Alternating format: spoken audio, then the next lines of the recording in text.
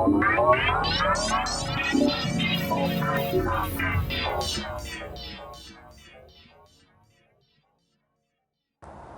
all set?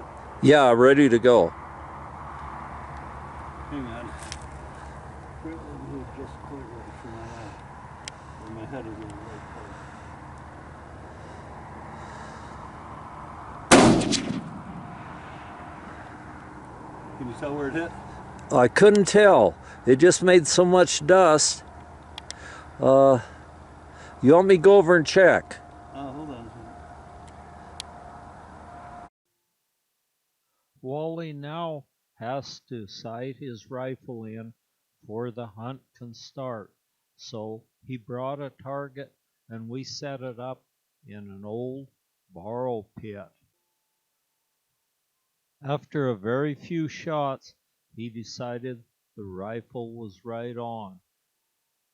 Since Wally's tag is for a doe only, we try to find a doe off by herself, or at least one without a fawn with her, and we look out across the bunch grass prairie and there is one. Wally very carefully moves up to try to head it off before it goes through the fence. And he can see it now, and it's trying to sneak over there in front of him. So he pulls a sneak on her and crawls up alongside the road, the little 2-track path through the sagebrush. And there she is, and it looks like he's going to get a shot at it from right here.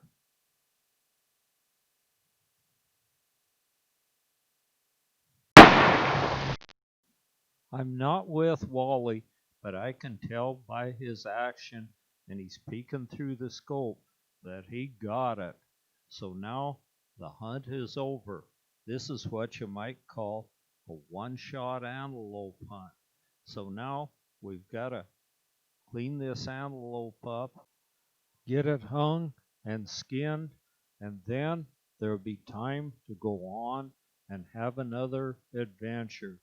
So since we're already here, why not go down to Names Hill and check on what some of the early pioneers and explorers left carved deeply into the sandstone.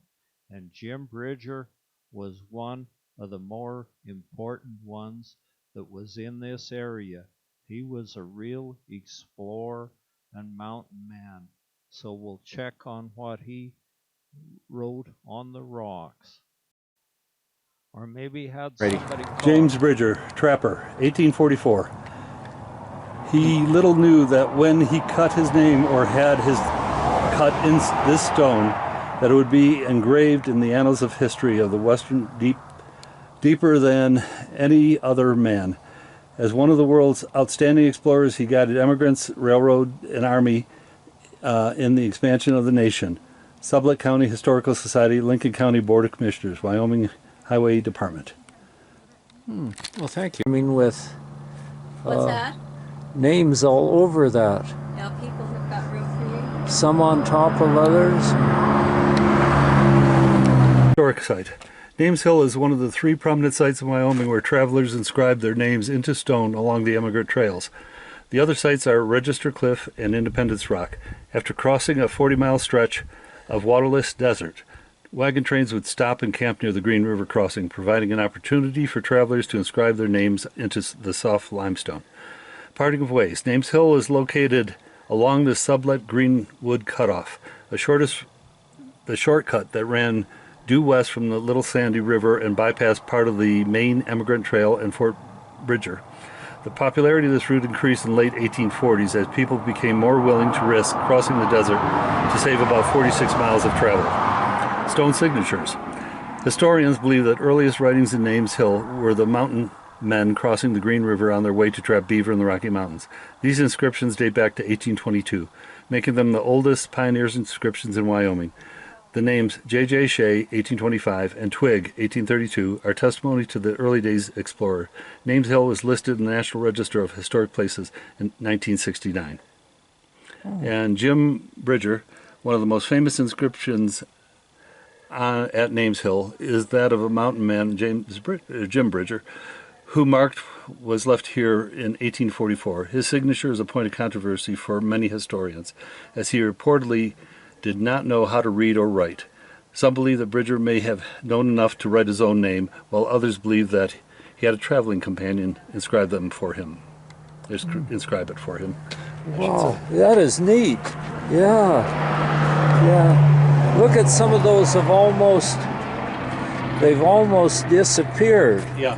Well, it's soft stone. That's Yeah, probably yeah, 1984, yeah, 72.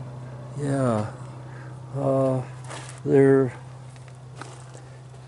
There's some more recent than others, but Yeah. look, there's some in the background that have been written over. Yeah, those are the ones that you don't want to do. Yeah, yeah. Well, that's a pretty neat site. Since we're already here and we all enjoy petrified wood, we're going to go try to find the Blue Forest petrified wood. And a giant old buck antelope is standing on the way there, overlooking his harem of nice fat does. I guess those big horns would be pretty intimidating to a smaller buck, and he's got a good big harem of does. We see several prairie dogs. These two are sitting here discussing us. I guess they're wondering if we look dangerous, and they probably decide that we don't. So they'll just sit there and do prairie dog things while we pass by. This is the white-tailed prairie dog, which they have in this area.